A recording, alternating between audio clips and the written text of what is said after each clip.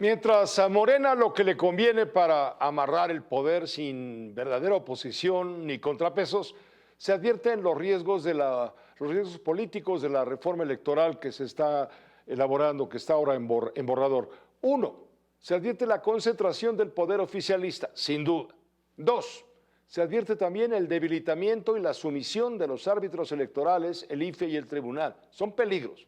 Y tres, una reducción de la pluralidad al acotar el presupuesto para los partidos políticos cuando Morena cuenta con una inmensa bolsa de dinero que le da el poder, y además acotando el número de diputados plurinominales. Con uno, Alejandra Cuyen, la maestra más pesimista de la tele, mucho tendrá que comentar y decirnos. Buenas noches, bienvenida Alejandra. Pepe, un gusto como siempre. Y efectivamente hoy es un mal día, es un día para estar pesimista porque si bien no hemos visto la reforma como viene, porque todavía no la publican, todavía no nos la muestran, y no abren esto a la discusión pública, sí tenemos algunos elementos de lo que Pablo Gómez piensa. Pablo Gómez, aquel líder de la oposición que tanto peleó por la autonomía del El INE. rey de las plurinominales. El rey de las En su vida ha plurinominales. ganado una elección de mayoría. Siempre ha estado en las cámaras, no una, muchas veces o varias veces, senadores, diputados. Como Gracias símbolo de minoría. Claro. Era el símbolo de la minoría, era por supuesto Pablo Gómez. Pues Pablo Gómez hoy piensa que el INE es un órgano administrativo que no tiene por qué ser autónomo, que no se entiende eso, que las mayorías son para ejercerse y que básicamente Morena está ahí por una disposición del público, de los electores. Hizo hasta una alusión filosófica de cómo se entiende el voto de la mayoría.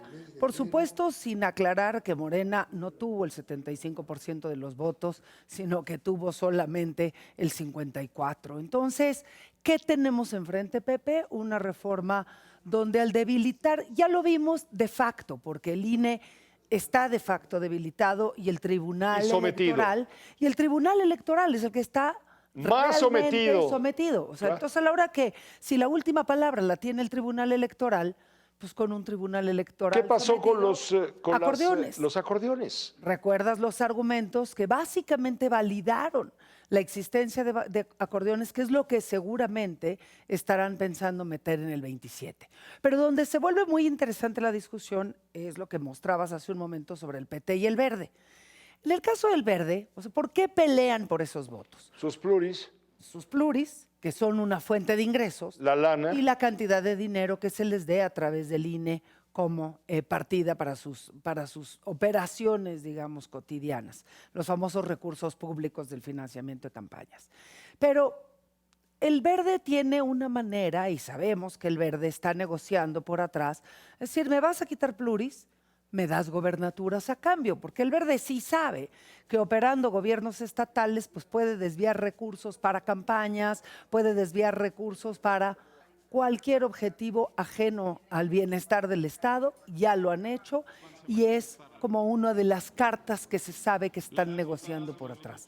Sin embargo, el PT tiene menos fuerza, pero como bien decía Sandoval, sin sus votos esto no pasa.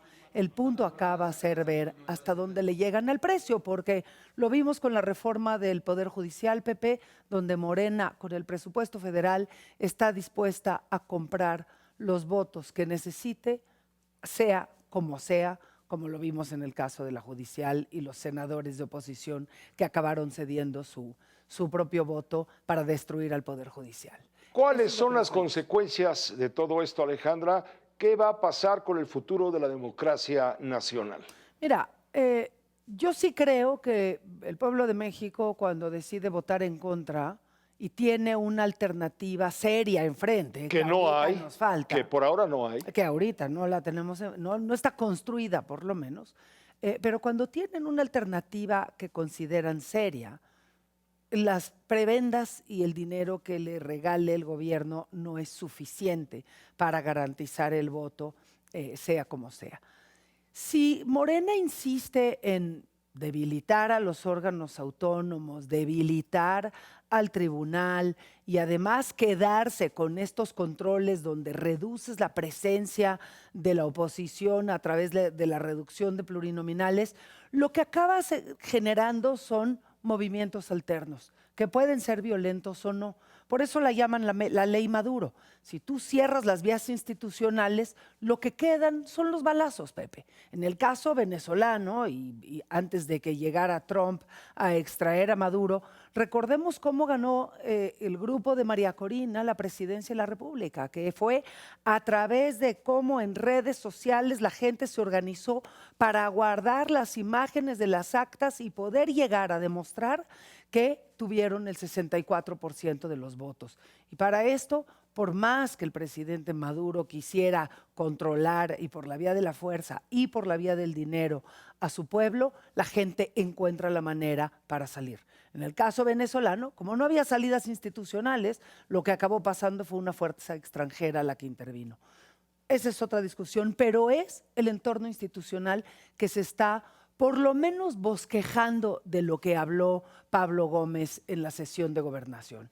Yo veo a una presidenta muy reacia, pero si la presidenta ya entendió mejor de operación política y de amarres, le puede ser muy útil la postura del Verde y la postura del PT para que esta reforma simplemente no se lleve a cabo y ella pueda deshacerse de Pablo Gómez de una vez por todas.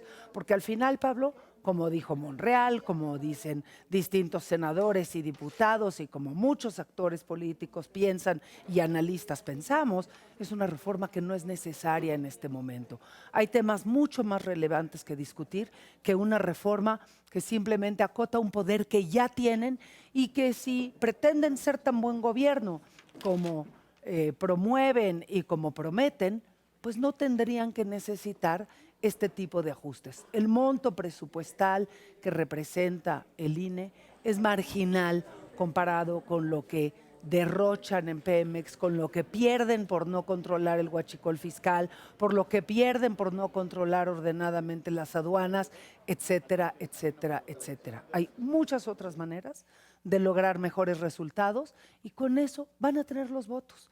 Ahora sí que el pueblo mexicano es sabio y siempre va a trabajar y a votar por su mejor opción. Lo que les queda es garantizar que sean la mejor opción, Pepe. Y que pueda jugar la mejor opción. Muchas gracias. Gracias, Alejandra. Que nazca alguna alternativa. Claro, claro. Además, esta reforma debe de quedar lista antes del 7 de septiembre. ¿Por qué? Porque ese día comienza el año electoral para llevarnos a las intermedias de junio de 2027, del año que viene.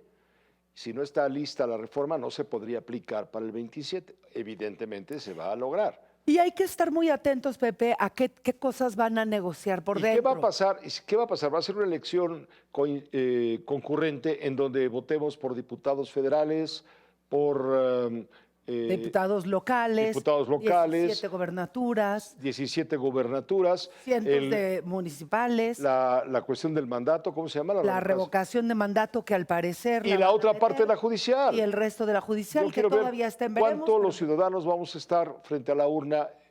Pues vas a tener unos acordeones enormes, Pepe. Creo que ya no van a ser de una paginita, sino van a ser libritos de acordeones lo que nos van a dar o lo que van a distribuir para esa elección. Pero yo pondría una última alerta, Pepe, si me permites. Esta discusión sobre la autonomía del INE, en mi opinión, es un señuelo que están utilizando para que por abajo se negocien eventos como la reelección legislativa, como el fuero legislativo y como el número de plurinominales que pueda quedar y los montos en pesos y centavos. Hay que tener cuidado de que no nos distraigan la atención como suele suceder con las reformas que promueve Morena. Gracias, Alejandra. Buenas noches. Un gusto como siempre, Pepe. Igualmente para acá.